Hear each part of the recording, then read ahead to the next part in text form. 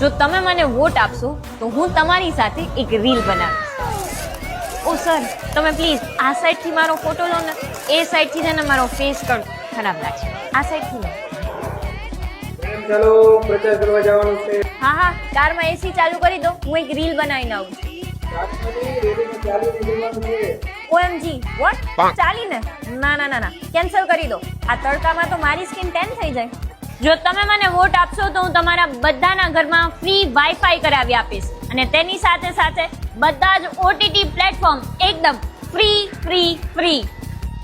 આ તો બહુ ઓલ્ડ સ્ટાઇલ થઈ ગઈ છે. કંઈક નવું ટ્રાય કરીએ. ઓકે, આ કરીએ. સારંગે, તમે બધા મને વોટ આપજો કારણ કે પેલી પાર્ટીનું ડ્રેસિંગ સેન્સ તો બહુ ખરાબ છે. ઓફિસ તો સાવ બોરિંગ છે.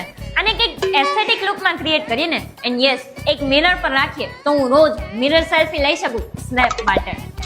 ચાલો તમારી મીટિંગ છે. કેન્સલ કરી દો. મારે વેબ સિરીઝમાં લાસ્ટ એપિસોડ બાકી છે હજી. કેન્સલ કરો.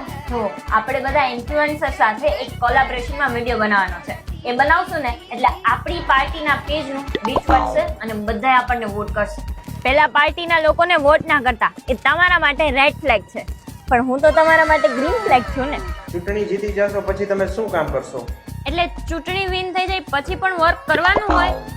સોરી હા, આવું મારા કોન્ટ્રાક્ટમાં નહોતું. ઓ સર,